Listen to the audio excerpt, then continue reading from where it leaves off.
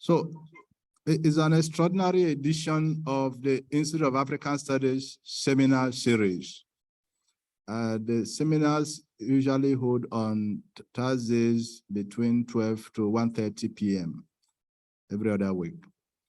But because yesterday was a public holiday, we moved this meeting to this afternoon. So you are all welcome, those who have joined us in person and those who have logged in via Zoom. You are all most welcome to a lively conversation. To moderate the proceedings is our own Professor S.E. Sutherland-Addy.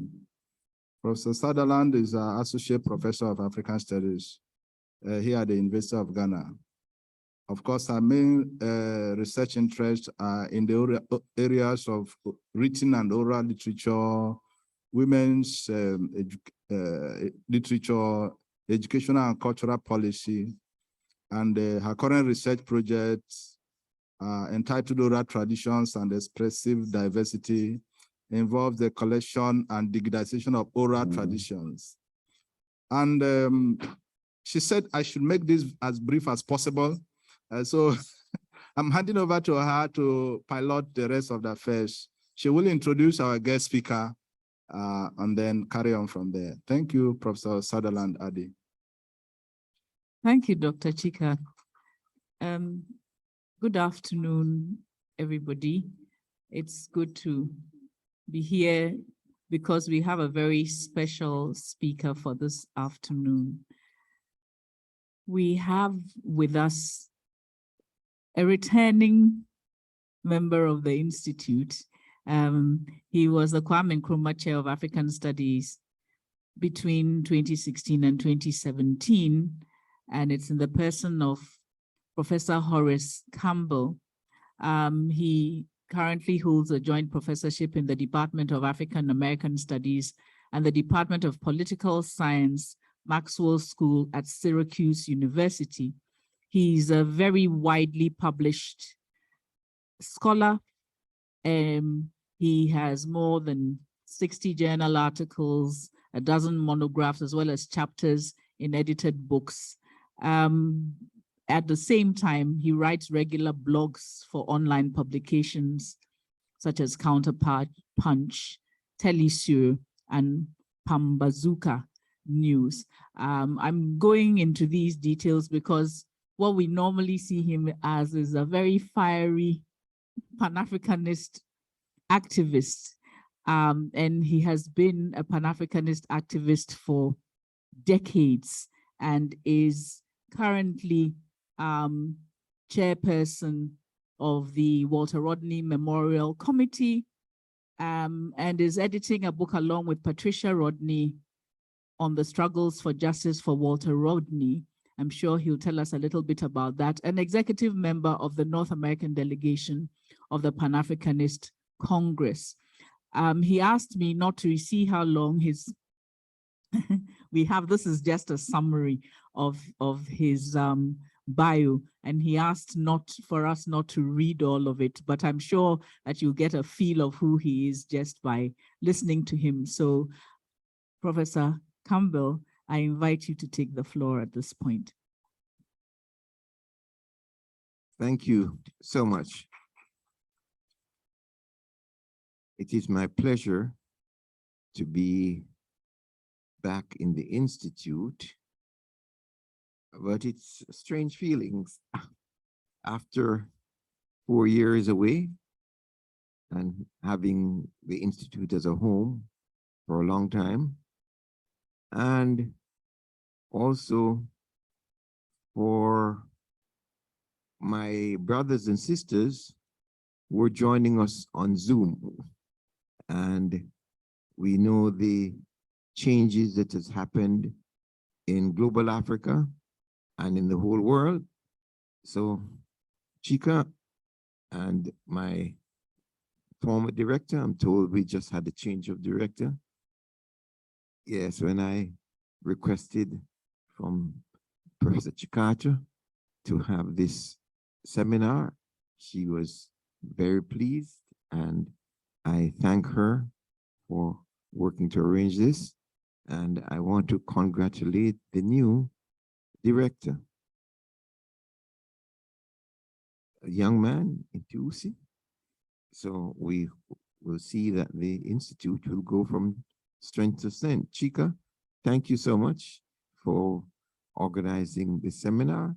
And my sister from the struggle and from the Institute, we've always sat on this platform together more than once. And I'm happy to see that you're in good health after all that we have been through with the COVID and with what's going on in the world. So I want to share with you today our reflection on the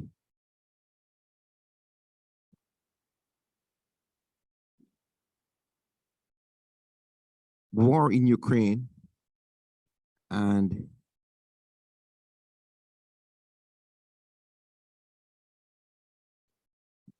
good. I should send special greetings out to those who are online because Mjiba told me, and I saw her name as one of the participants online in Dar es Salaam.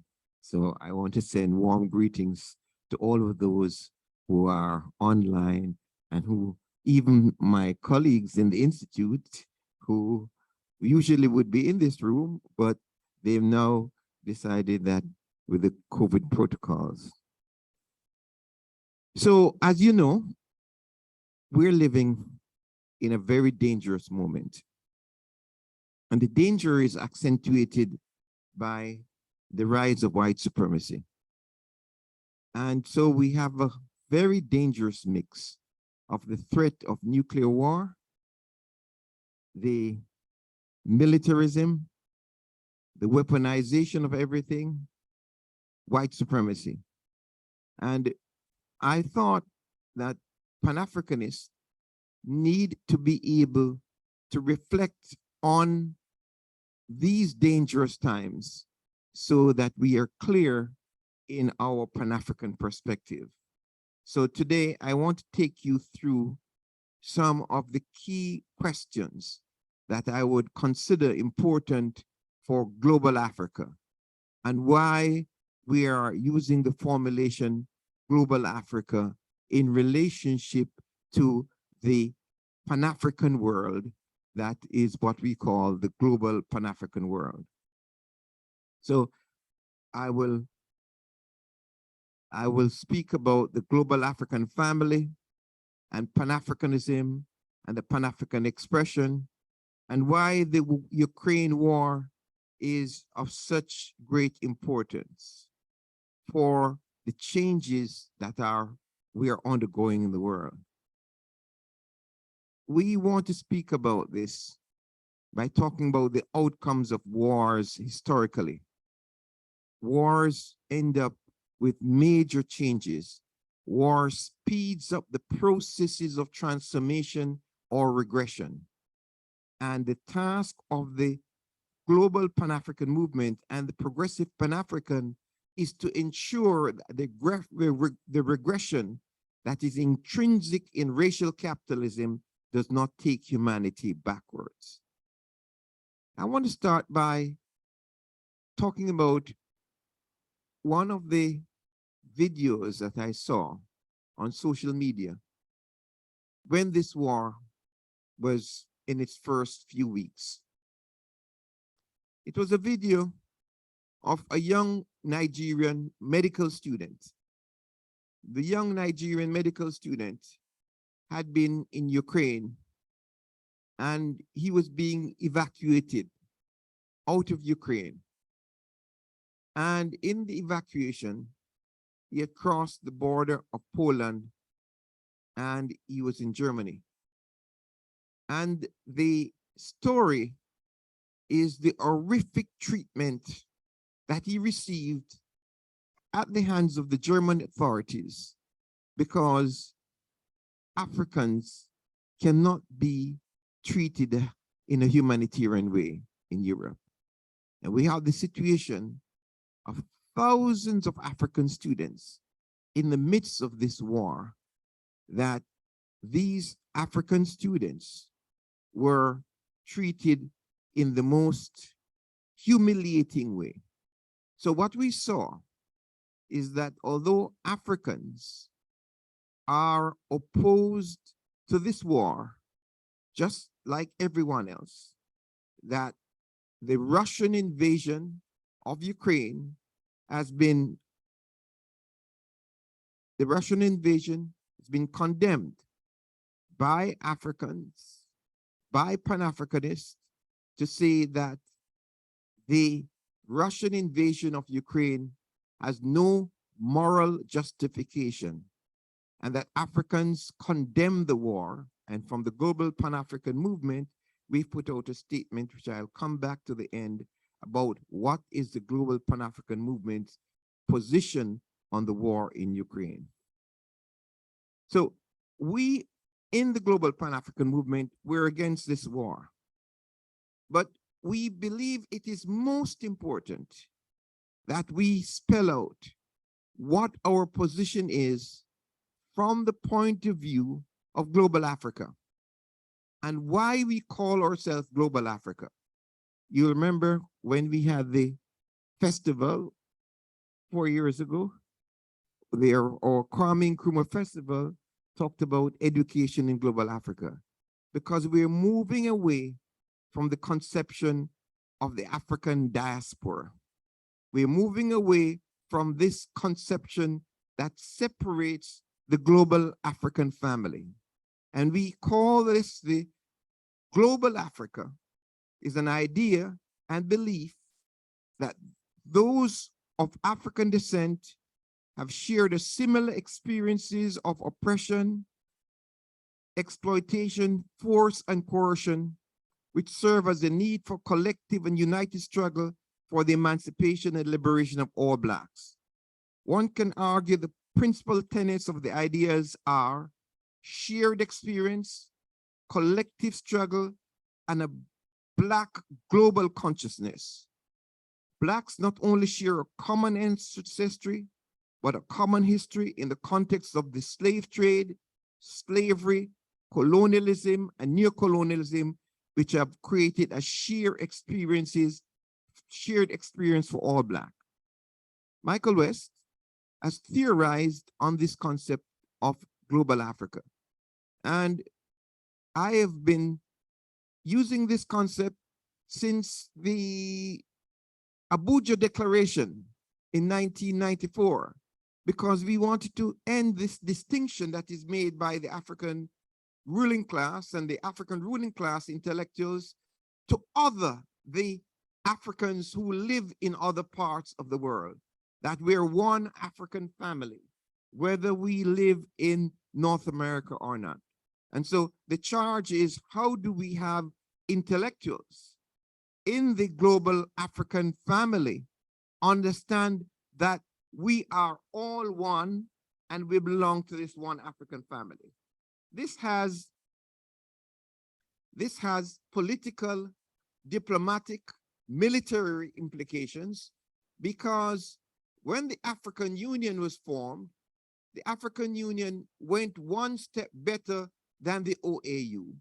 That on paper, the African Union stated that there will be representation for what they call the diaspora. You can see that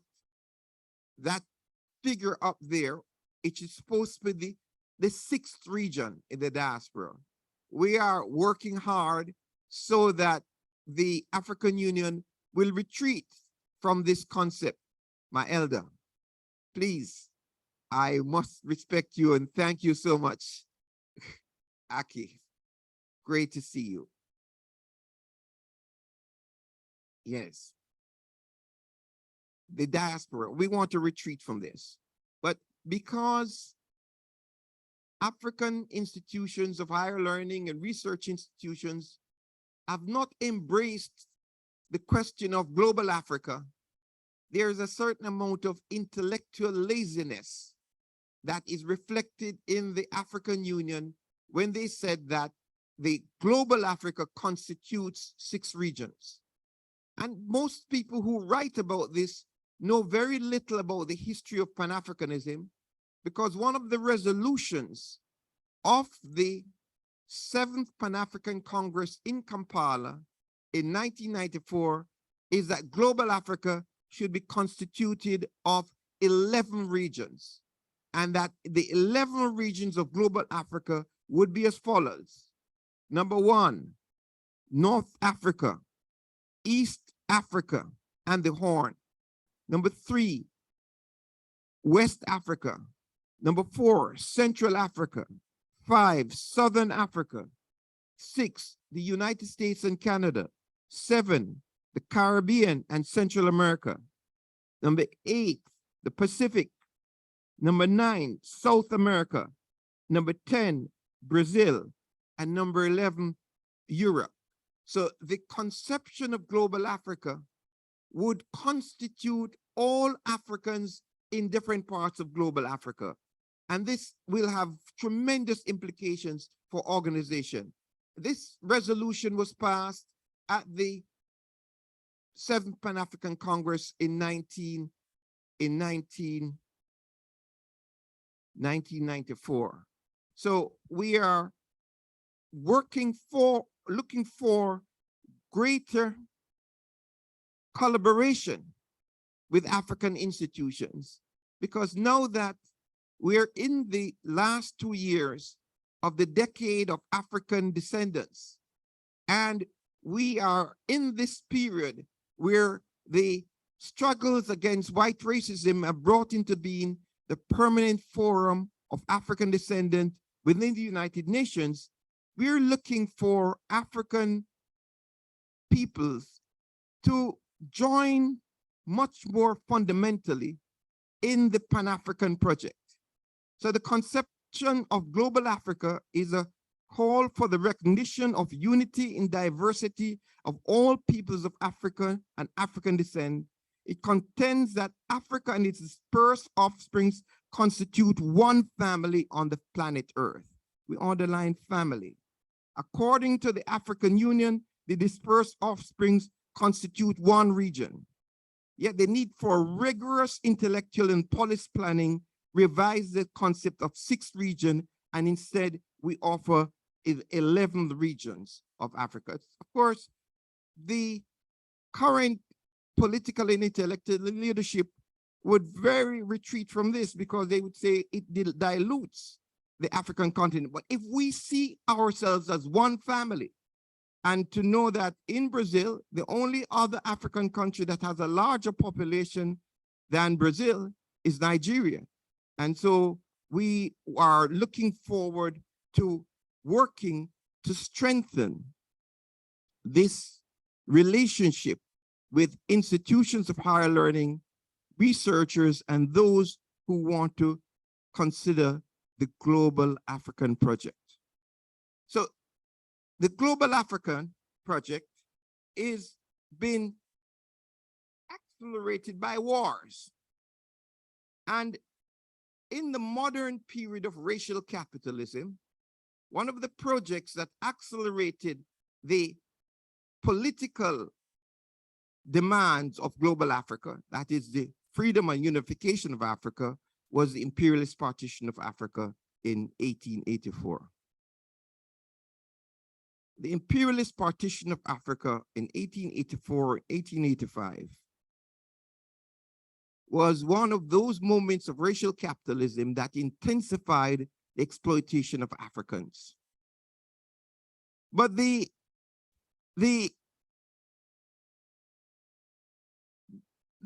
partition of Africa and the creation of these states, we are suffering the consequences of this up to today. The Ukrainian war in my presentation today is a consequence of World War I and the imperialist partition of Africa. Because World War I was a logical outcome of the imperialist partition of Africa. At the time of World War I, W.B.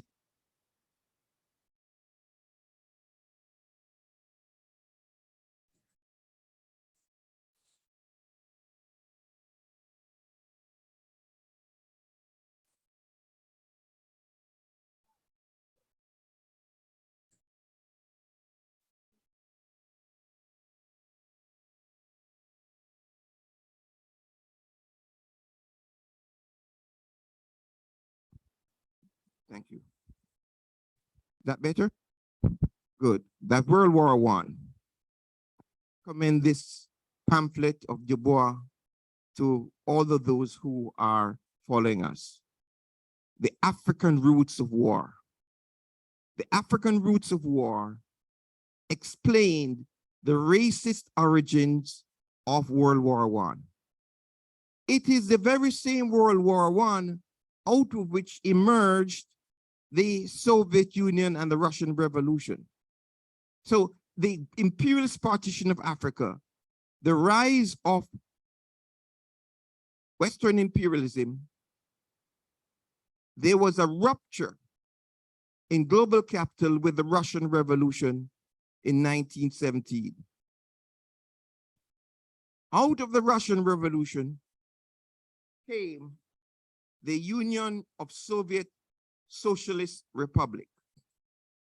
The Union of Soviet Socialist Republic was a union of 15 states: Armenia, Azerbaijan, Belarus, Estonia, Georgia, Kazakhstan, Kyrgyzstan, Latvia, Lithuania, Moldova, Russia, Tajikistan, Turkmenistan, Ukraine, and Uzbekistan. Ukraine, which is here, was one of the constituent states of the Union of Socialist States.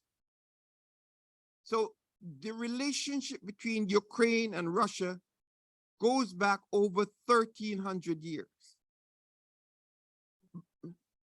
It's off again? No, the light is on.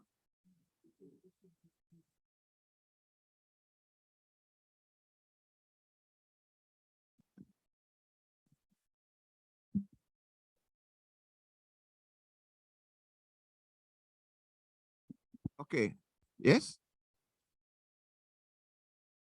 So the Russian Revolution brought about a rupture in global capitalism. And it created these states. One of the outcomes of the Russian Revolution was an attempt by global capital to consolidate capitalism, but the consolidation of capitalism could not override the current crisis. The permanent crisis of capital, which is there's always a struggle of the working people on the capitalism to get better conditions of life. So in 1929 to 1933, there was the Great Capitalist Depression. And in this Great Capitalist Depression, certain capitalist countries became fascist. So the number one fascist state was the German state, but there were other fascist states such as Italy, Spain, Portugal, and instances of fascism in Japan. One of these fascist states invaded Africa, invaded Abyssinia in 1935, and World War II started in 1935 in Abyssinia when the Italians invaded Abyssinia. One of the outcomes of the fascist development is that the desire of the fascists was to crush the Soviet Union.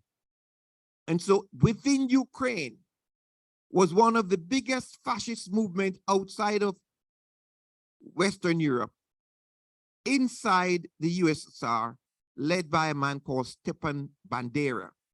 I want you to remember that name, Bandera, because Stepan Bandera and the inheritors of Stepan Bandera are the fascist forces that dominate the political forces in Ukraine today. So that the Bandera forces is in the battalions in the Donbas region that are fighting in Ukraine today. So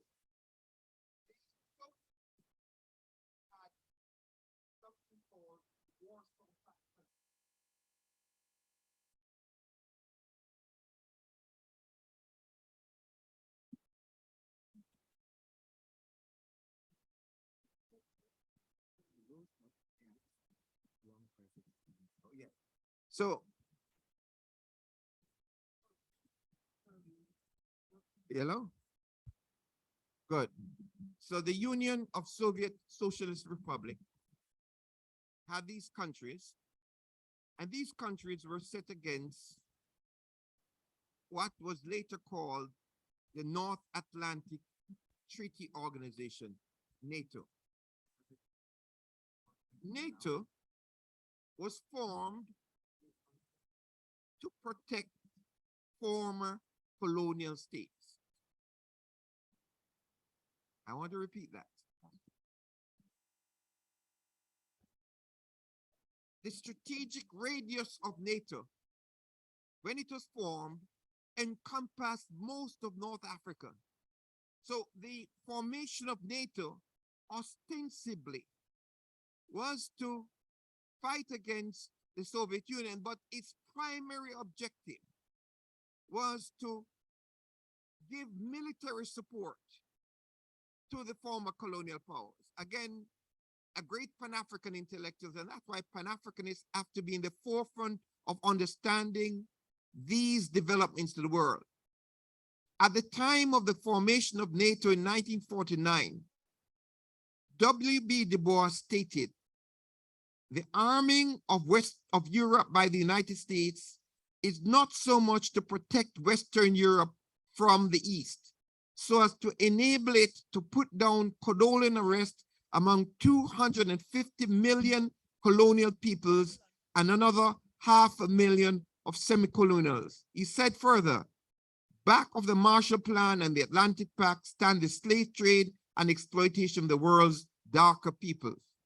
This was the submission of W.B. Du Bois to the Pan-African world and to the global African community at the time of the formation of NATO, because Du Bois was clear that the original members of NATO in 1949, of the 11 original members of NATO, Belgium, Canada, Denmark, France, Iceland, Italy, Luxembourg, the Netherlands, Norway, Portugal, the UK, and the United States.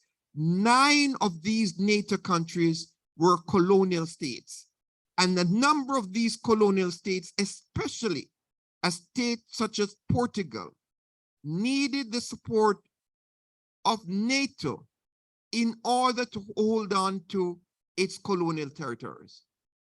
And we know that in the case of Portugal, one of the first places that where nuclear weapons were deployed was in the Azores, and it was deployed as one way.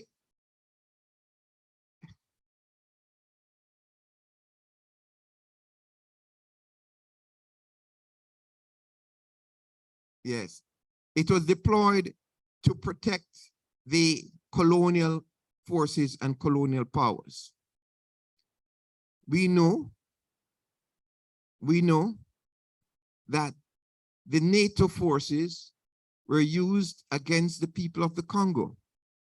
And part of the work of Western foundations and Western institutions is to silence any discussion about struggles for self-determination.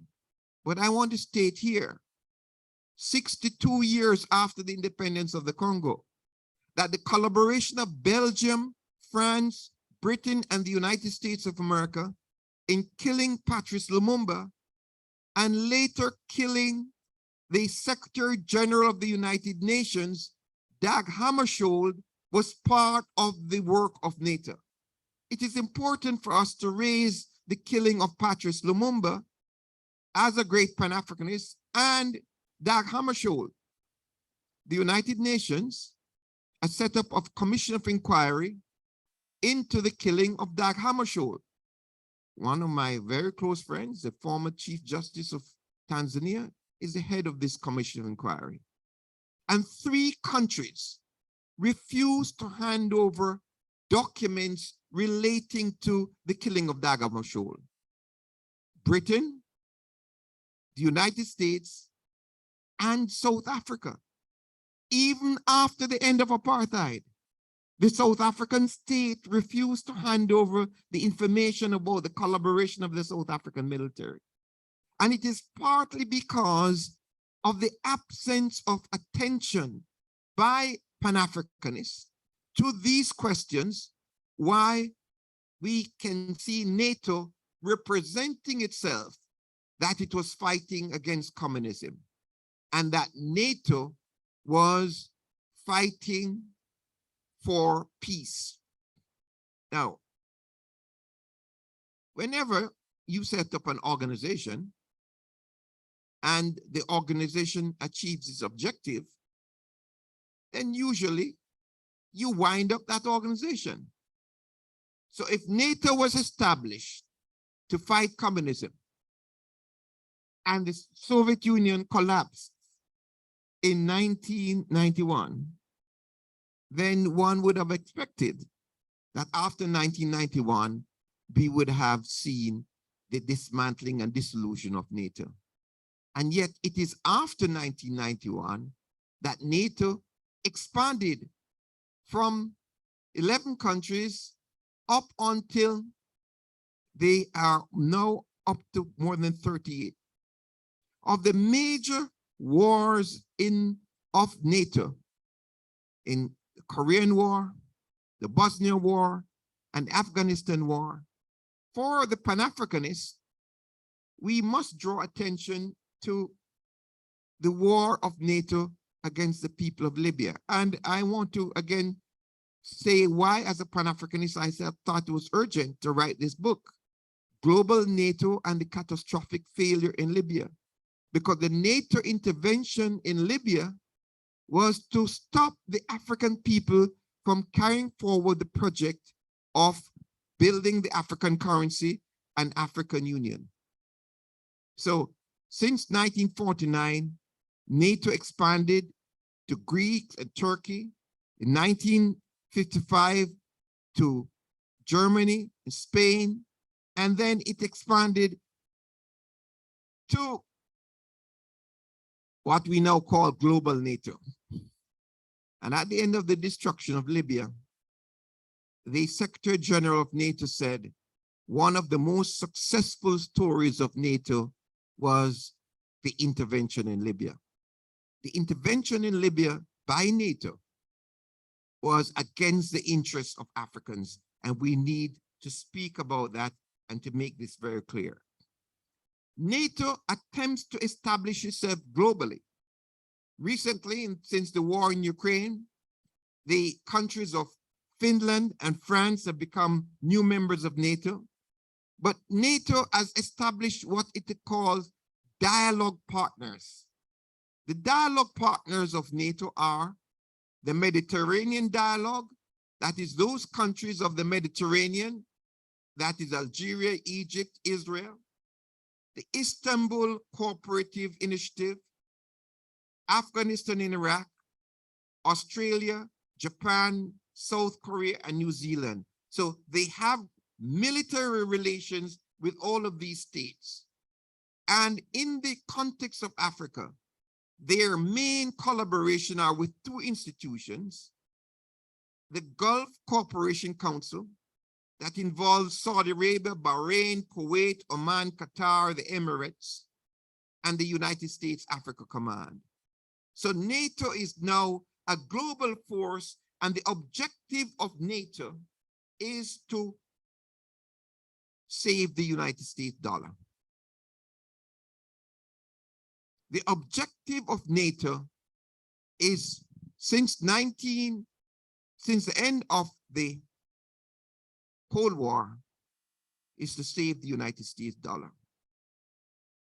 You remember that in 1971, the Bretton Woods Agreement broke down, because in 1944, when the Bretton Woods Agreement was signed, it was agreed that the United States dollar, for every $35 you printed, there would be 1 ounce of gold.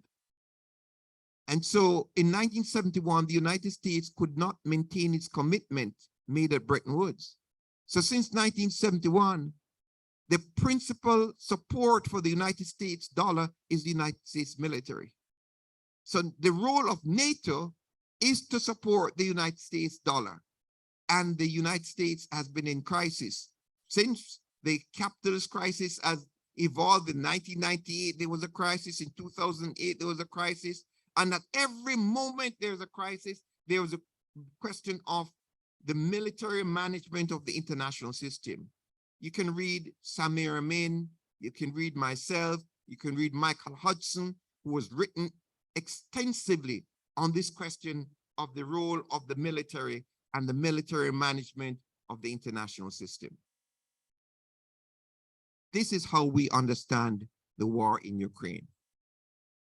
Because after the unification of Germany in 1990 and 1991, the United States made an agreement with Russia that one of the conditions of the unification of Germany, and Africans should pay very close attention to the unification of Germany, because the unification of Germany shows that when there's a political leadership that is very clear about their objectives, how you can succeed in the process of unification. But the President of the United States of America, George Bush Sr., promised Gorbachev that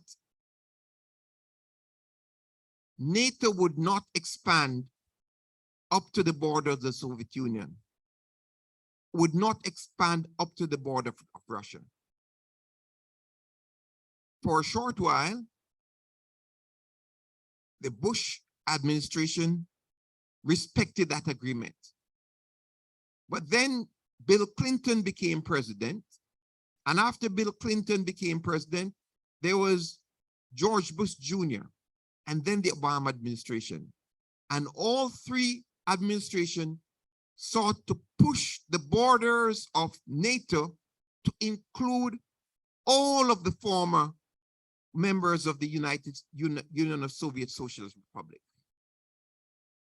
Now, Russia decided to draw a red line in Ukraine. Russia decided to draw a red line in Ukraine and to say that the expansion of NATO into Ukraine was a threat to the security and sovereignty of Russia. Now, the fact is that for 1300 years, there were relations between Russia and Ukraine. And in the eastern part of Ukraine, there are Russian speakers. And so there are many political, economic, diplomatic, linguistic issues between Russia and Ukraine.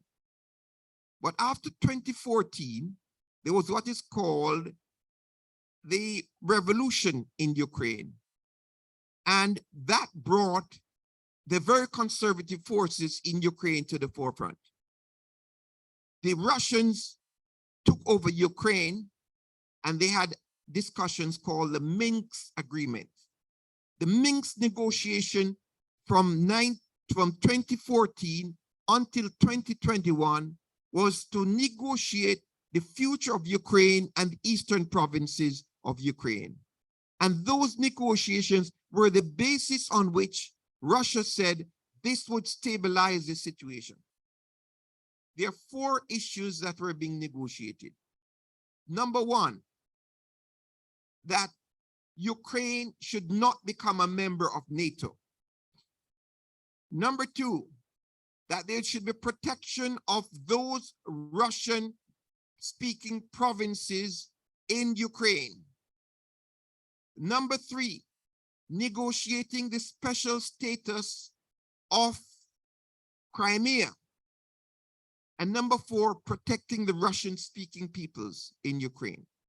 Now, these negotiations were agreed on by the Germans, the French, and the Russians, and these negotiations have been going on since 2014. So there was Minsk I and Minsk II, but the United States and the conservative forces in Ukraine, especially the proto-fascists, who were those children of Stefan Bandera decided that they would intensify the militarism of Ukraine, and so the negotiations broke down. Russia invaded Ukraine militarily on February 24th, 2022. Pan-Africanists all over the world opposed the Russian invasion of Ukraine. Pan-Africanists all over the world state what I've stated in the beginning, that a Russian invasion cannot be justified morally. But we cannot ignore the fact that the Ukraine war was based on provocations, based on US militarism and the role of the United States of America in supporting the neo-fascist forces, because in 2018, the United States Congress itself said that the United States should disassociate itself from the neo-fascists within Ukraine. And those are the very same neo-fascist forces that the United States are arming today in the Ukraine. So the Ukrainian war has gone on for the past 6 months.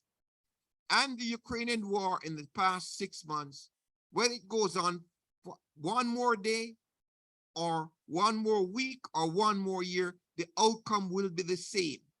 The Ukraine war must end with the negotiated settlement, and there should be negotiations to end the war, and that Ukraine should not be the member of NATO. And as an African, as a Pan-Africanist, I am calling in this seminar for what we call for in this book, that NATO should be dismantled, because NATO serves one purpose. NATO is at the forefront of the weaponization of everything. The weaponization of trade, of currency, of information. And the book I want to encourage you to read is by Michael Hudson, Finance as Warfare, about the weaponization of everything.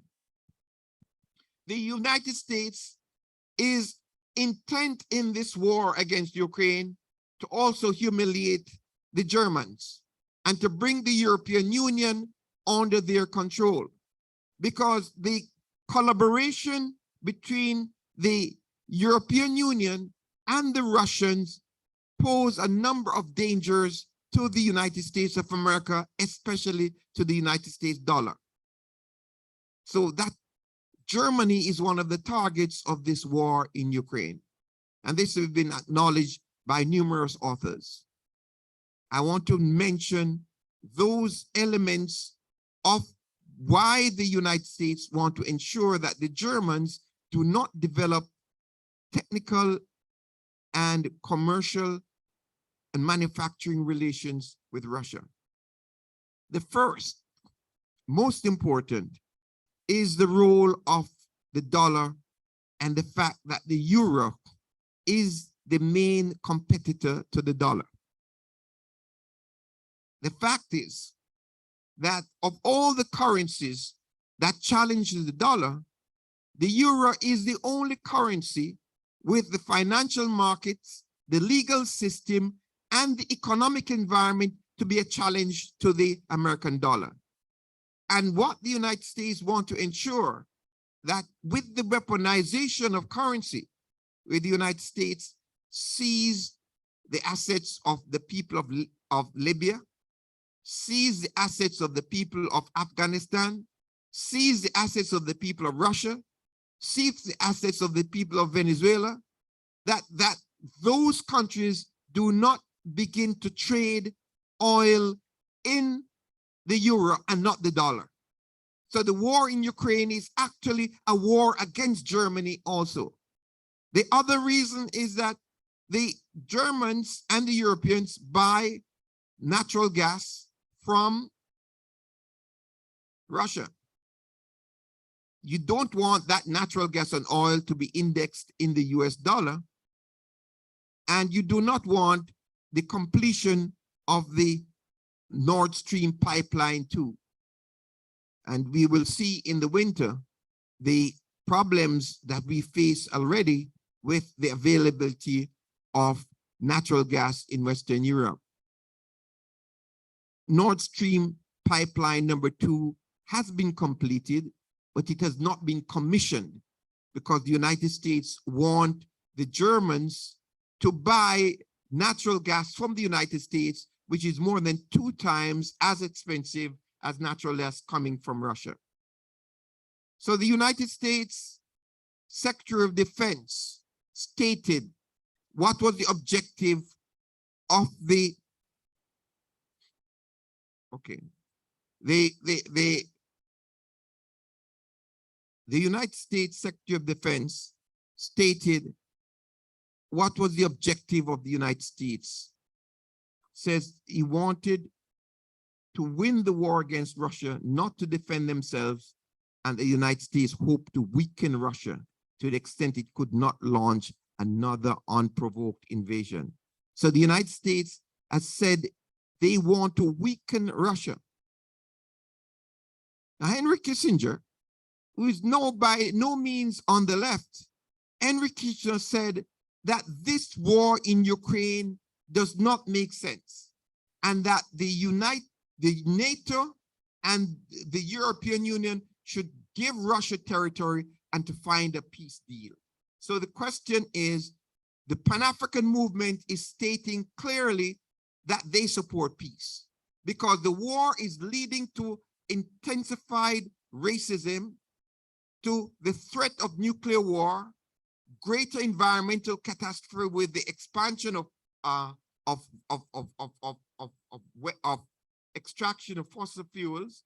So the Pan-African position, and we go to the Global Pan-African Movement North America website, the Global Pan-African Movement North America is very clear on its position on the war because there are some other parts of the Global Pan-African Movement that collaborate with the United States in its role against the peoples of the world. So the consequences of the Ukrainian war are terrible for all of humanity. We have the Ukrainian war has turned into an humanitarian crisis, a food crisis, an energy crisis, and a crisis of global insecurity. For global Pan-Africanists, the Ukraine war is also giving the basis for intensified white racism and neo-fascists in all parts of the world. So the challenge is, how do we rally the Pan-African forces? Because out of every war comes major changes. Out of World War II came the change of independence in India, Pakistan, came the Vietnamese Revolution, the Chinese Revolution. We are seeing that out of this war is evolving the Sudanese Revolution. The Sudanese Revolution is now one of the most profound revolutions in global Africa. Karl Marx had stated when he wrote about the Paris Commune, that the Paris Commune was a glorious event for the working people because they controlled grassroots power for over 72 days. The Sudanese Revolution has occupied the streets of Sudan for 1,000 days. And in going to the Sudan, I saw the strength of the resistance committees in all the neighborhoods that I went in Khartoum and Omdurman. So the Sudanese Revolution is opening the gates for something very profound in Africa. We're seeing in Latin America profound changes among the African people of Latin America. 2 days from now, on the 7th of August, there'll be a new government in Colombia. For the first time in 250 years, a government that is coming to power whose power arose out of the mobilization of the African descendants. And I'm sure you all followed the importance of the vice president of Colombia, who was instrumental in this deal. So out of this war, we had 2 things going on in global Africa at the same time. That is the revolutionary outpourings of Africans in Colombia, in all parts of the world, but the rise of white supremacy. And that rise of white supremacy, I do not have to go over the outpouring from all parts of the world of the killing of George Floyd. I sat and worked on the International Commission of Inquiry into the killing of George Floyd. And I'm asking the library and all the scholars in the University of Ghana to get the documentation of the International Commission of Inquiry into police killings into Black people, because the United States cannot come to Africa and to Ghana and to say we want to sign military agreements about peacekeeping when the United States is killing Black people in the United States of America. I want to end by talking about the dangerous situation that we're entering into. Just as how the United States provoked the war in Ukraine with devastating consequences for the world, we have another provocation this week with the United States House of Representatives going into Taiwan. As you can see, Taiwan is an island 80 miles off the coast of mainland China. Taiwan was part of China, but the racists and neo-fascists from China escaped to Taiwan under Chiang Kai-shek in 1949 when the Chinese Revolution took place. And so Taiwan is being held together by Western capitalism, and they want to use Taiwan as the basis for launching a war against the people of the People's Republic of China. The Pan-African position is the same position that Du Bois, Padmore, and Nkrumah adopted in World War II. In World War II, Africans were against fascism and opposed to Germany.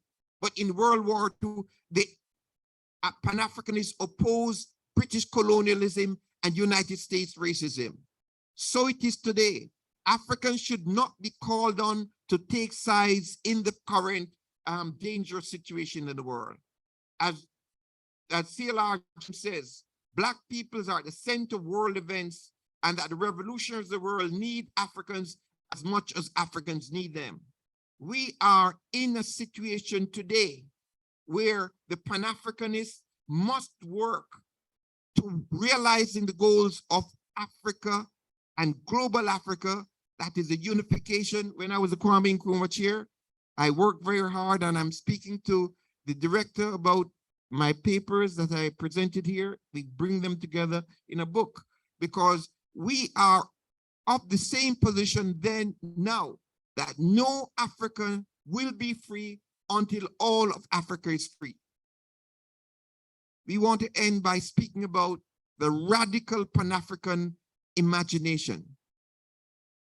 I was here at a conference on reparations, and my colleague from the University of the West Indies, Professor Beckel, is very angry with African leaders. He's written a provocative article called The End of Pan-Africanism Towards Global Africa.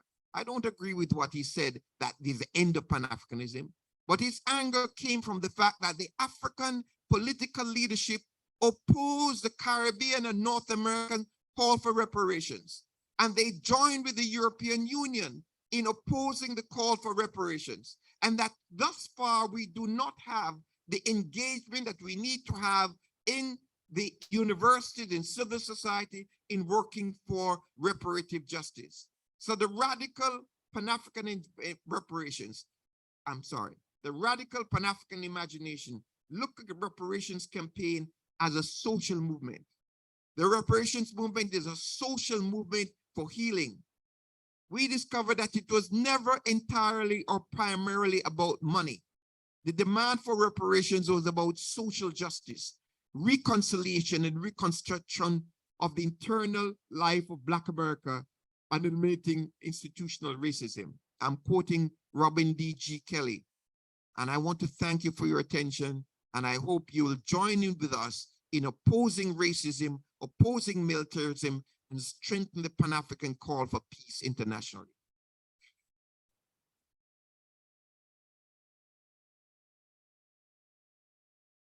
Thank you so much, Professor Campbell. We are, of course, inundated with a mediated reflection of Western hegemonic journalism and so on regarding the question of the Ukrainian war and everything else, of course. But so it's refreshing and critical for us to be sitting here thinking from our own point of view how we should be understanding what's going on at this very moment globally. I want to invite questions. We have Professor Campbell here. It's a special treat. Please, if you have questions or if you don't agree with him or whatever, this is the moment for us, both online and here in the conference room, to engage for a few minutes. So the floor is open for questions, comments, additional information, and so on. We will pick from people online as well, as and when. Please raise your hand, and we will acknowledge you. Thank you. The floor is open.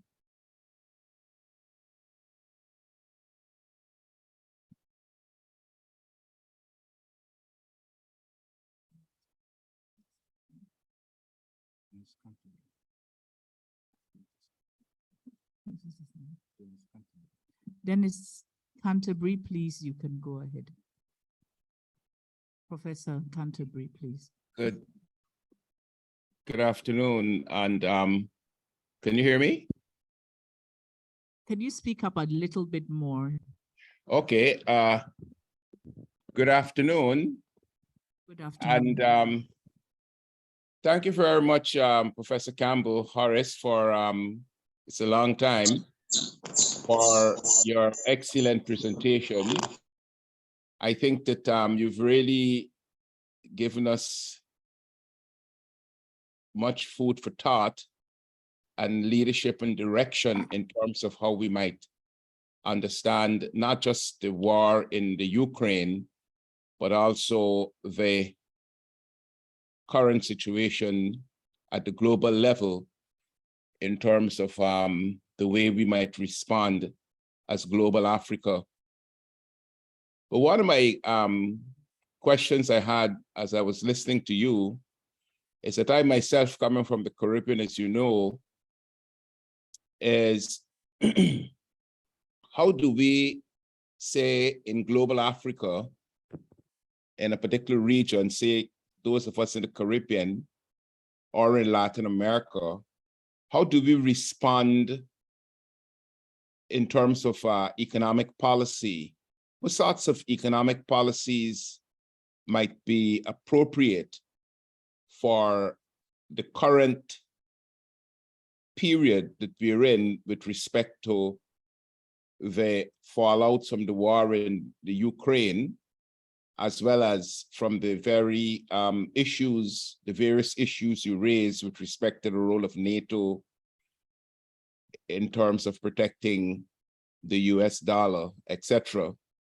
Now, I asked this question because I think that there is a reluctance on the part of the ruling elites of the Caribbean to take direct action to pilot the region in a direction that is favorable to embracing the changes that you have pointed out, rather than remaining on the particular path that they have been on since independence in the region. So I'm just wondering if there are any ideas that you might want to throw out with respect to policy, economic policy that might be formulated for this particular period in the history of those of us in global Africa, in the Caribbean. Thank you. Thank you very much. Professor Campbell will get to you presently. We're going to take a question from the floor here. Please identify yourself. Good afternoon. I'm Dr. Cheryl Tawede-Grills from the US. Thank you, Professor Campbell, for that very thoughtful discussion.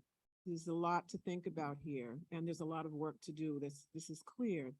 My question actually goes back to a conceptual foundation that you presented, and that is your discussion about what is the meaning of global Africa, or what undergirds that. And you mentioned three things: shared experience, collective struggle, and Black global consciousness. And I was wondering whether or not there was an intentional exclusion of a kind of Shekantejopian concept of the cultural unity of Africa, or whether that was somehow incorporated under a Black global consciousness. And I ask that because as a psychologist, there's been a growing body of literature and research by Black psychologists, particularly in South Africa and the US, and perhaps to some extent in parts of the Caribbean under CANPA, to lay out the features of a cultural or metaculture that cuts across Africans in the diaspora. And then the second question I have is related to the issue of, I can't see you now, is related to the issue of the term diaspora. And I know that there's been some discussion about no longer using the term, but I was wondering to what extent there is an issue there of entities like the African Union and African states redefining the term diaspora to refer solely to Africans from the continent immigrating out to other parts of the world. And should we be concerned about that? Prof, I think you have three questions, so you can go ahead with that. Thank you for the question. I will take the last question first. And thank you, Cheryl, for, I can call you Cheryl? Yes. Thank you for the questions. For the first part of your question about the conceptual foundation. The conceptual foundation that I work from is rooted in African knowledge systems. And African knowledge systems start from the work of African thinkers like Sheikh Anta Diop, and it builds on the foundations of African math and culture and physics and so forth. And those in the Institute know that my work is founded on African fractals. And probably because I've done so much work on African knowledge systems, I did not think it was necessary to reassert that in this audience, because in my work as a Kwame Nkrumah chair, that's one of the staples that I am associated with, the global political consciousness that is rooted in our understanding of ourselves as the fountain of human knowledge. The second part of your question about the diaspora, that the African nations thinking of the diaspora only as Africans from the continent. That would be yielding intellectual leadership to the African leaders who have never led in the Pan-African world. That from the 6th Pan-African Congress, when they excluded the revolutions from the Caribbean, the leadership from the Pan-African world always came from radical Pan-African intellectuals. And so we have to do the rigorous work to clarify what this global African family entails. It entails all Black people whose original descent were in Africa. In the case of the Caribbean, it involves seeing the Caribbean as global African nations outside of the continent of Africa. That is Barbados or Jamaica. Haiti applied to become a member of the African Union. And there are some people in the African Union who refuse to countenance Haiti as a member of the African Union. So we are retreating from diaspora because we're not an offspring that is somehow disconnected from Africa. And we can talk about diasporas, like the Americans were at one time a diaspora of England, but they no longer see themselves as diaspora. They see them as constituting an important, vibrant part of the international community. To go back to the 7th Pan-African Congress, we want to change the United Nations. And the biggest block in the United Nations is global Africa. You take 54 countries in, and you take 25 countries in Central America and South America, take the social and political weight of Black people in Brazil and North America, then you have a world force. That is the political objective of global Africa. I just want to make a small point about diaspora. The people who have been associated with the term diaspora, historically, and take intellectual leadership on this, are the Jewish people. And the Jewish diaspora, we have the unfaithful situation where the Jewish diaspora support the occupation of Palestine and seizing of the land of the people of Palestine. We do not want to communicate any sense that the African diaspora have any intention to come to seize land in Africa like the Israelis have done. Of course, the right to return for Africa is part of the global Pan-African movement, but there's no intention on our part to be like the Israeli diaspora. That's why we do not want to have any identification with that term that is called diaspora. To my brother, Dennis, good to see you. Are you still in Connecticut? Good to see you. Yes, I'm here in Connecticut still, eh? Good. Okay. I think that the economic policy that is appropriate is in the Caribbean Reparations document. The Caribbean Reparations document has a very complete and careful economic program. And what Hilary Beckles, who's the chairperson of the Caribbean Reparations Committee, stated is that what if African governments and African entrepreneurs invested in the Caribbean instead of putting their money in banks in Europe and North America and Switzerland and Dubai? He made the point that the Caribbean countries supported the struggle for liberation, and yet Nigerian capitalists would never invest $5 million in the Caribbean.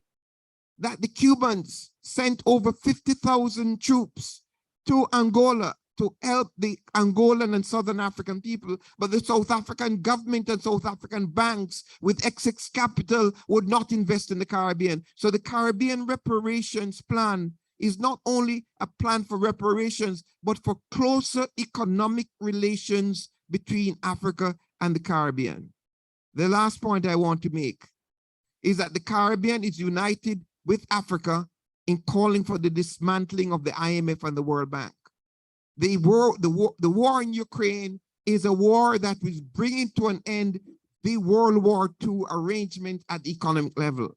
We're entering into a multipolar world with the European currency, the US currency, the Chinese currency with BRICS.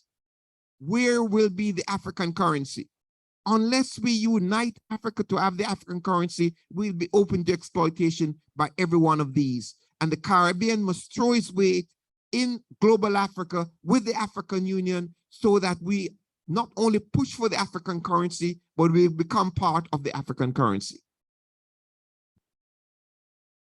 Right, more questions and comments. Okay, well, Dr. Frewert, we'll get to you in a minute. Yes, please. Thank you. My name is Karina Ray from the University of Michigan at Ann Arbor. Thank you so much, Horace. As always, I learned so much from listening to you, and just we should all be so fortunate to have a mind that is so capacious and able to take in so much and be so critical in the analysis of so many different moving parts. I really admire you.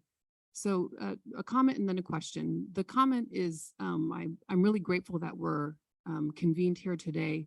I don't think it's lost on anyone that yesterday Russia handed down a 9-year sentence to Brittany Griner, who remains locked up in Russian prison. And so I would just add to your call that as Pan-Africanists, I think we have to speak with one voice in condemning her imprisonment. And I mean, I don't think that we could emphasize enough what it means that the kind of most visible human pawn of this war is a Black woman from the United States. And so I think that that should rally all of us to free Brittany. The question that I have is that part of what's so powerful about what you've said today is that you've given a counter narrative to, I think, what is the narrative that's been sort of come out most forcefully in the Western press about where Africa stands in relationship to the Russian war on Ukraine, right? Which is largely to say that either African countries have been silent, or that there is sort of broad support for the Russian incursion into Ukraine. So you're giving a counter narrative to that. But part of what I thought you were also trying to do, or was trying to kind of look at the tension there. Like, so, it seems to me you're suggesting that on the one hand, the more radical elements of the global African world it could take a much more kind of complicated picture. They condemn the war, but they also look at its causal factors, and the more retrograde aspects of sort of contemporary African politics have not been able to do that, perhaps in large part because of the growing influence of Russia in African affairs. And so I just thought maybe it would be interesting to hear you talk a little bit about that tension. Thank you so much. Right. Dr. Frewot online, please. Yes, please. Thank you so much, Prof. Essie Sutherland-Addy, and greetings from Tanzania, everyone. Prof, it's very difficult to put a question together because of the totality of sort of what you presented. But a couple of the things that I took away, and I'm wondering if you can maybe speak to them. The first is this question about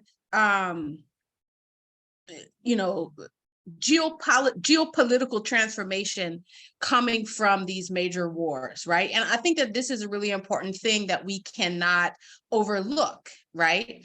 Because geopolitics oftentimes impacts Africa directly and indirectly. And we have to be aware of the fallout of this war and other wars from a geopolitical perspective. So how do we prepare ourselves for that? That's the first thing.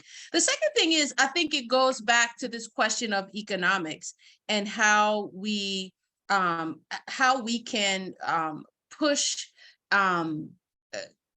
for solid, practical, Pan-African approaches to addressing some of these economic and political challenges that we find ourselves having across the continent today, right? And so I'm wondering if you can maybe speak to a bit of that, because I think we have to make some concrete steps towards both unifying as a continent in global Africa, and then also towards addressing some of the people's basic human needs, the struggles that folks are going through. And then the last thing I wanted to raise, Prof, which I think is always, it always reminds me when you speak about this question of reparations having a very global understanding and perspective, right? And reparations even really discussing the notion of Africa and African nations, whatever that is to you, sort of managing their own affairs, internal trade, pushing back against IMF and World Bank. Of course, we know some of us are now taking IMF loans again, and even having conversations globally about reducing debt, canceling debt. So I'm just wondering sort of how that plays in. And then lastly, I'm just wondering, there was a question about North Africa, and I know you've talked about this before, but I'm wondering if you could give your position about North Africa's role in the Pan-African movement. Thank you very much, Prof. Prof, please go ahead and try and deal with these two ladies. Njiba, I think you're not asking the question for yourself. I think you just want to hear an elaboration for this Zoom. How is Dar es Salaam? Dar es Salaam is wonderful, but we miss you. Okay, good. Njiba, for those who don't know, Njiba is one of the salt of the earth in this institute, and she's doing her Pan-African work in the research linking Kwame Nkrumah with Julius Nyerere, which is a kind of collaborative and contact Pan-African work that we want to see young scholars embark upon. Thank you for your comments. And I want to underline the point that you've made, that in the war against the Ukrainian people, we have never seen such sophisticated disinformation and psychological warfare. There's nothing you read in the mainstream media about what's going on in Ukraine that you can believe. Because when the Azov battalion was fighting in Mariupol, the New York Times last weekend had a very long story about this fighting of the Azov battalion. And the New York Times refused to say the Azov battalion was a fascist group and that they were the children of Bandera. And the disinformation and psychological warfare which is involved in this war is unprecedented. And that is why we need to have our own spaces, our own sources of information, and our own collaboration across global Africa in every part of the Pan-African world. We cannot take side. We must have not just counter narratives, we must have counter arguments. For example, one of my colleagues at this conference said to me this morning that we must have a tactical relationship with Russia. I said, well, I want to condemn Russian racism, because the point you're making about Russia using our sister as a pawn is just another manifestation of the racism of the Russian state. And we know that Russia was being provoked by the United States of America. But for Russia to get any kind of moral support from Africa, then it has to distance itself from Western racism. For example, the Russians are collaborating with France and Italy in the destruction of Libya. France is involved in Central African Republic. So when my brothers and sisters in Mali turned to France, I said to them, well, why not turn to African states with capacity to be able to help you fight against France? And I think part of the global Pan-African task is to look at our own capacities and to isolate those governments that are assisting. And so the question of Russia is something that we must have a clarity on what they stand for at this moment in the world. We should not make it very complex. The Italian invasion of Abyssinia was very clear in 1935. World War II was very clear. United States of America as a capitalist state is based on racial capitalism, and the United States has a massive information system to mobilize the people of Africa against Russia and against China. We should say we are not taking the United States propaganda on Russia or China. We determine our position on Russia and China based on our own experience and our own, and we will speak for ourselves. And we will speak for ourselves against the United States of America and their colonial policies. For Njiba, I want to say that the question of reparative justice is something which we have to advance. In Durban, in 2001, the African governments, they betrayed the global Pan-African movement. In 1993, there was the Abuja Declaration on reparations, and we had a reparations commission in the Organization of African Unity.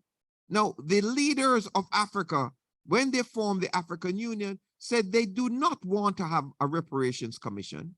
And in Durban, they sided with the European Union and attempted to force the Caribbean to take the reparations question off the agenda of the World Conference Against Racism. It is that betrayal that we need young people in Africa to speak about, because this reparations question and the reparative justice is one that requires clarity. Right now, something that everybody is talking about is apology for crimes committed. The Pope went to Canada, and the Pope apologized to the First Nation peoples of Canada. But what is the sense of an apology when the same Catholic Church uses the same ideas about the inferiority of Africans and Africans as heathens that prompted the transatlantic slave trade? So any apology from the church must involve a re-evaluation of all of their texts and their liturgy in relationship to Africans. So I would say that the work of Africans is very clear. On the question of North Africa, I want to be very clear. There are some sections of the global Pan-African movement that says that our brothers and sisters in North Africa should not be part of the African Union. There are some people in the global Pan-African movement who said, and they use a formulation, sub-Saharan Africa. Now, this should be banished from the vocabulary. And the British government has been pushing the line that, well, when you talk about reparations, the people in North Africa took Africans as slaves. No, you cannot compare any kind of household slavery or any trade that took place in North Africa with the transatlantic slave trade. The transatlantic slave trade was a foundational event in the development of racial capitalism, and it is incumbent on us to make a distinction between the nature of pre-capitalist household slavery and the kind of bonded slavery that took place in the transatlantic slave trade. I know they're Pan-Africanists. I know there are some people call themselves Pan-African Federalists, and they're promoting the Federation of African States. We're not, in the global Pan-African movement, we're not supporting Federation of African States. We are supporting the unification of the peoples of Africa, because the states of Africa, as they're presently constituted, are states that were created at the Berlin Conference. And so we go back to, Nkrumah made the error of talking about a federated state. That is a compromise Nkrumah made in 1963. We're way past that. We do not want to strengthen the current states. We want to strengthen the relations between African peoples on the African continent. Thank you very much. So, Dr. Chika, could you please read the comment stroke question? And you see why I'm saying that when he starts, it's very long. Yeah. Yes. Thank you, Chair. So I'll read a couple of questions here. One of them, Prof. Campbell, is okay. It's from Nana Iro, who writes in from Lagos. So he seems to be taking issues with your definition of Pan-Africanism and the global Africa. I'll read his comments. And then there's a second one that seems to want to challenge your view of the position of global Africa on the war in Ukraine on moral grounds. So here is from Nanairo. He says, the issue of Pan-Africanism will never have a single clear-cut definition because of how Africa is currently constituted. And we can talk Pan-Africanism, those in the Caribbean will likely see themselves as one with us, but not necessarily those in Northern Africa, who see themselves as Arabs first and foremost before Africans. As a result, Africans may hardly be on the same page on global issues, even in the case of the war in Ukraine. And secondly, on the issue of land occupation, Africans tend to have forgotten that those in Northern Africa are Arabs and not Africans. The occupation of Northern Africa is a product of land seizures and occupation of and occupation. Yet African or Pan-Africanists, I think, like yourself, he suggests, condemn Israel without condemning Arabs.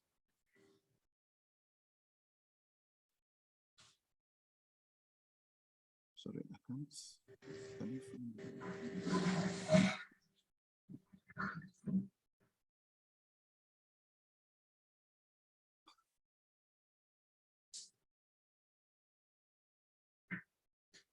is that Pan-Africanists like yourself condemn Israel for their apartheid regime in the Gaza Strip, for example, but you do not condemn Arabs. Please comment in line with my first post. Okay, right. Then this is from Abdul Karim, who I said seems to take issues with what you refer to as the global African position on the war on moral grounds, specifically regarding the war in Ukraine, and in the face of the clarity provided by Professor Campbell, how might Africans, given our own history of suffering against more powerful nations, navigate the moral question of suffering for the average person in Ukraine that arises in our collective determination of where or who to stand with in moments like this? Or that's a big question, or are the victims a necessary collateral damage in the pursuit of our own legitimate opposition to NATO, to the NATO world order? This is a direct question to Professor Campbell. And then there is another question from somebody whose avatar identifies as KT here. What do you make of the following? The visit of President Macky Sall as head of AU to Russia, and the vote Eritrea in the Horn of Africa against the US resolution on Russia at the Security Council.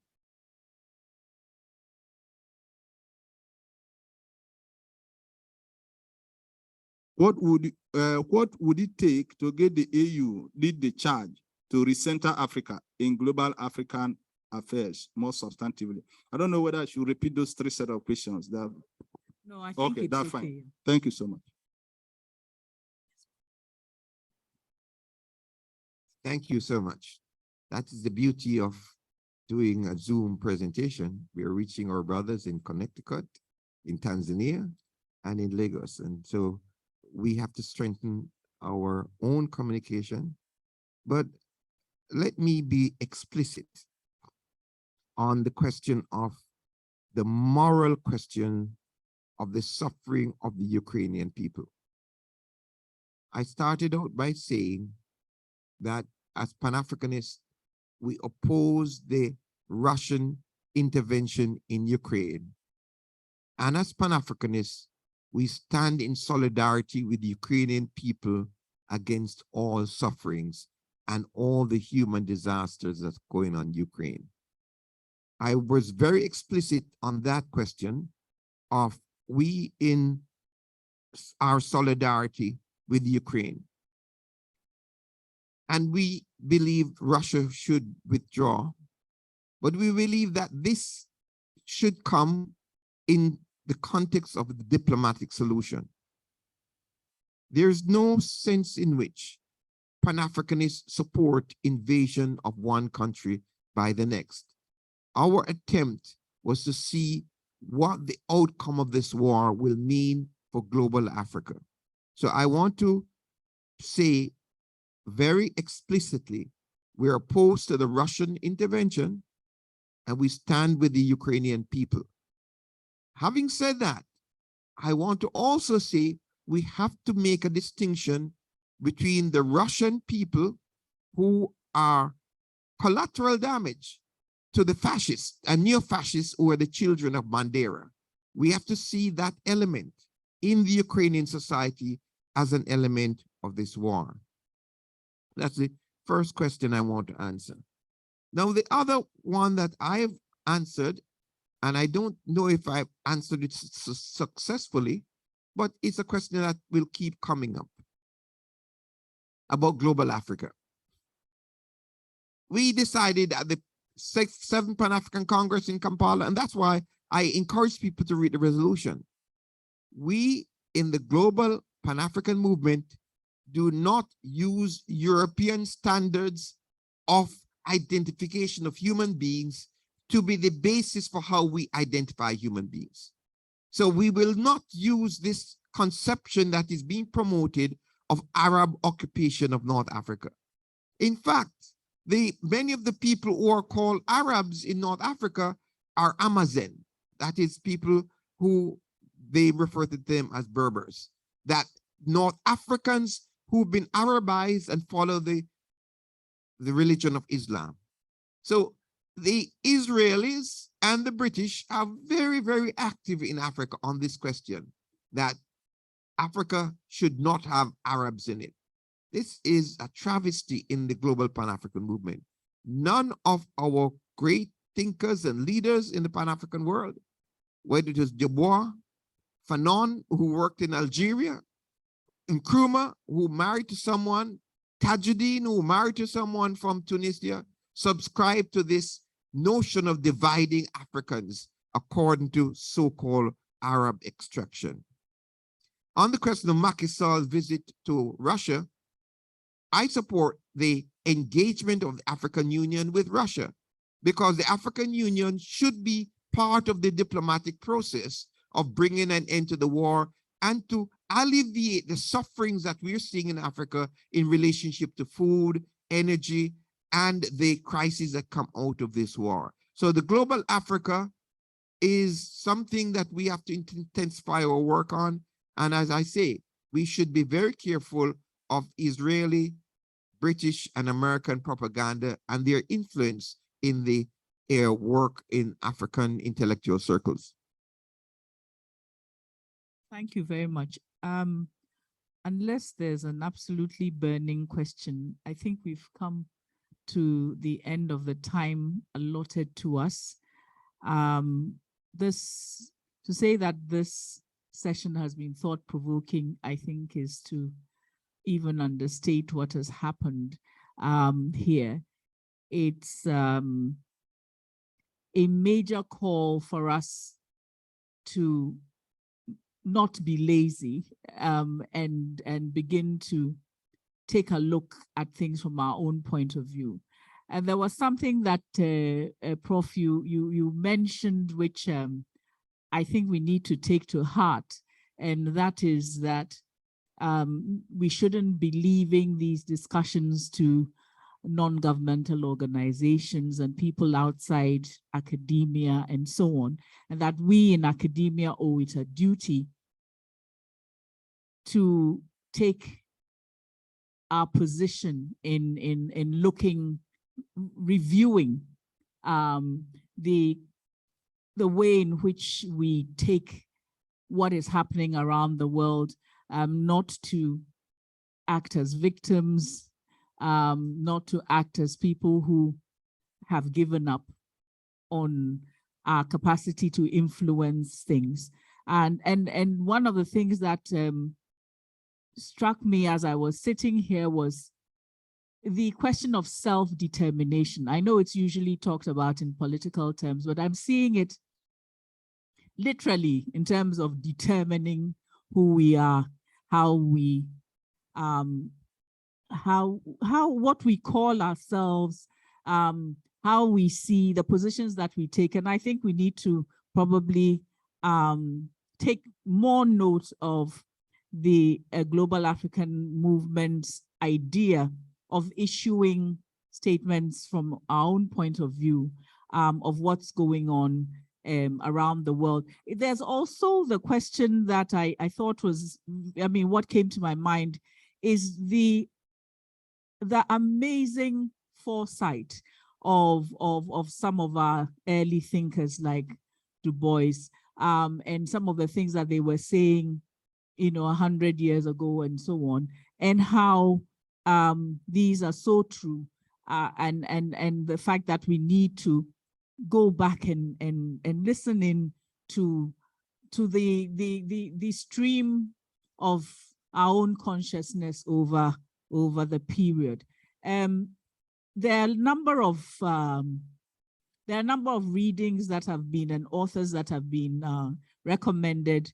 We have African Roots of War by Du Bois. We have the Hudson's Finance as Warfare. Prof, are there any others that you'd absolutely recommend that we read, since we're in a, I mean, of course, your own work. Can we have the title of this So we have global NATO and the catastrophic failure of Libya, which is very pertinent by Professor Campbell. I'm sure that this is going to go up later on, that people can listen once again, because it's not the sort of thing that you can, really deal with at listening to it once. And because we now have the facility of putting things online, we can go back and listen. But we'd like to once again thank you, Prof, for being here with us and for calling upon us to question institutions like NATO, the World Bank, and so on, looking at things from our own point of view, and certainly ensuring that we understand just how global we are, and how much we must deal with this global position for good or ill. I'm sure that you can be available if somebody wants to come and talk to you for a minute. Yes, absolutely. Yes, sorry.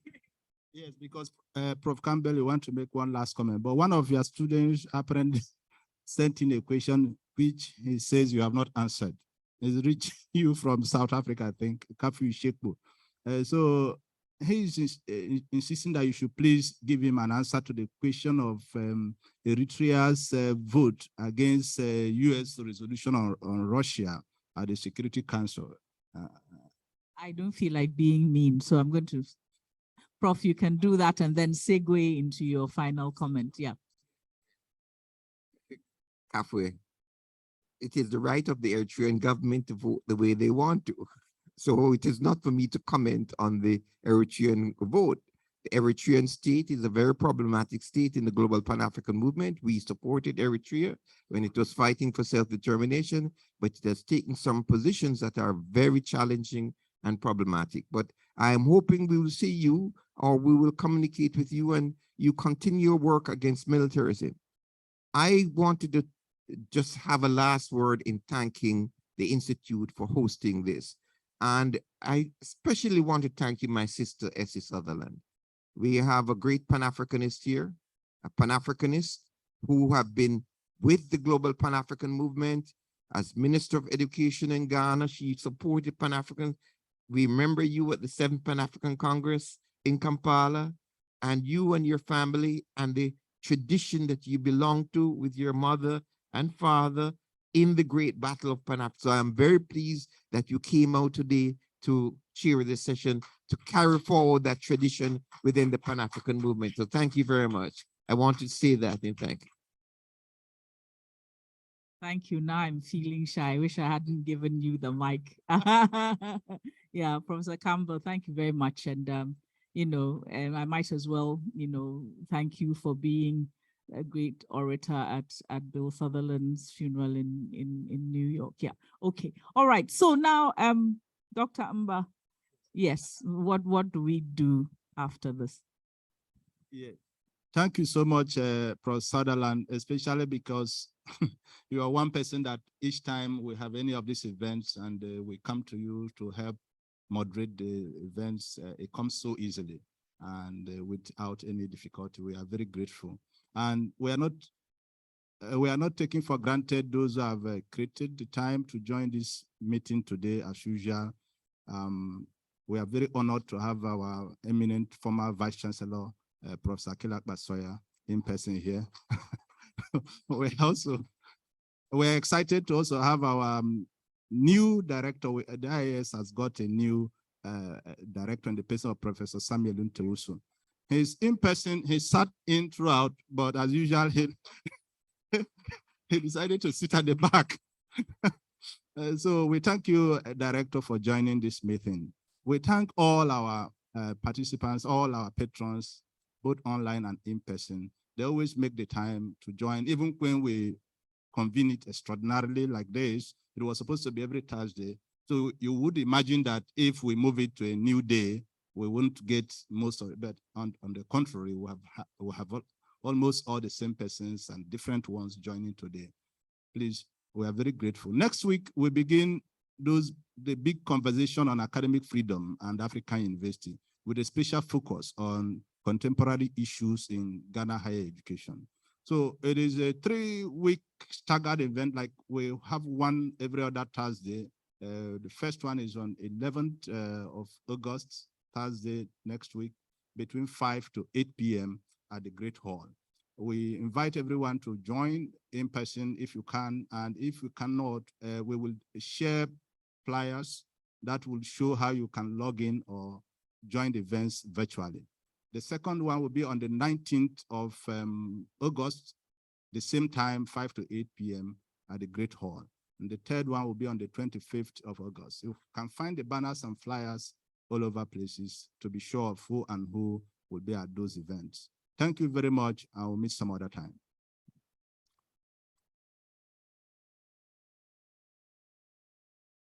And we will just end the recording, and as usual, for 1 or 2 minutes, those who want to say hi to anybody can say so, especially from online.